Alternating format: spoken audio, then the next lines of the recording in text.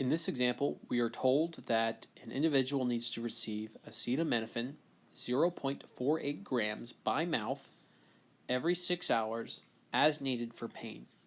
And we are given this label here. And acetaminophen is just in a generic form, Tylenol is the trade name. And we need to obviously look on this label for the strength of the drug.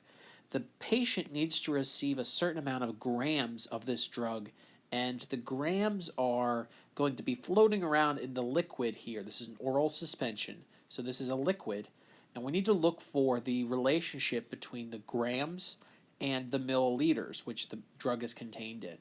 And if I look here, I can see the concentration in a couple different places. First place is right up here, where it says the active ingredient. This is acetaminophen, 160 milligrams in each 5 mLs. So that's saying 160 milligrams for each 5 mLs, which is also the same as saying there are 160 milligrams in 1 teaspoon. I also see down here there are a couple different ratios given. There are 80 milligrams for a half a teaspoon, which is equivalent to 160 milligrams per 5 mLs. So there are a couple different places where this is being seen. This problem would be really easy if we were told the patient needs to receive 160 milligrams.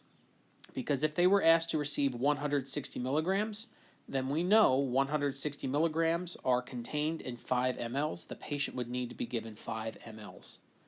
But the order here is given in grams, and it should be clear what the issue is. The order is in grams, but the strength is in milligrams per ml. But this shouldn't be too hard of a problem to fix, because we know, or we should know, how to convert grams into an equivalent number of milligrams. So what I need to do is to figure out, well, how many milligrams does the patient need? And then I can use this strength to figure out the number of milliliters to administer.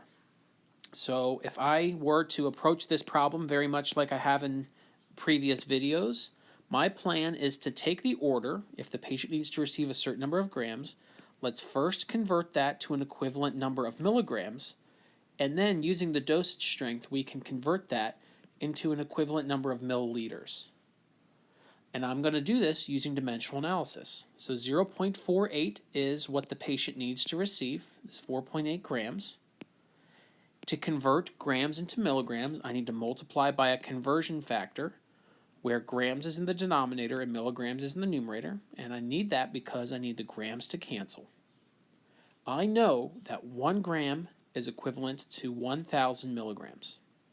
So just looking at this expression here, if I take 0.48 grams and multiply it by 1,000, it will convert that 0.48 grams into an equivalent number of milligrams. From there, I can use the dosage strength, which is over here. I can use the dosage strength. If I know the relationship between milligrams and milliliters, I can use this ratio to cancel out milligrams and go into milliliters, which is ultimately what I want to know. I want to know how much the patient needs to receive. So I see the relationship between these quantities. There are 160 milligrams for every 5 mLs. If I were to convert all this, or to multiply all these, milligrams would cancel, grams would cancel, milligrams would cancel. I will be left with a quantity of milliliters. So, in your calculator, you should be able to multiply all the numerators. 0.48 times 1,000 times 5, and then you divide that number by 160, you should get 15.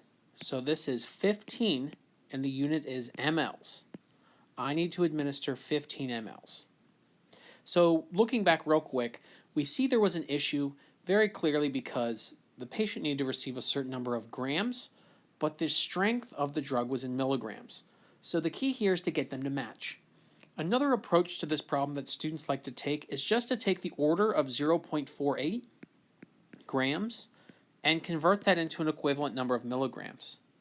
And you can do that using your King Henry acronym or phrase, which we know King Henry died by drinking chocolate milk full of microorganisms, and we're going from the basic unit of grams to the milligrams. So we have 1, 2, 3 units to the right. That's what the decimal place is doing. 1, 2, 3. We know that this would be 480 milligrams. So by stating that 0.48 grams, that's what the patient needs to receive, we know that's equivalent to 480 milligrams. And now you can use any of the methods, whether it be the nursing formula or dimensional analysis or proportion. You can use the strength and 480 milligrams. So we could do that, let's say, by writing 160 milligrams over 5 mLs equal to 480 milligrams, because that's what the patient needs to receive. How many mLs is that? If you were to solve this, proportion right here, whether through cross multiplication or looking at how the factors are changing, or if you use the nursing formula, you will still get 15 mLs. So both of these are appropriate ways to solve this problem.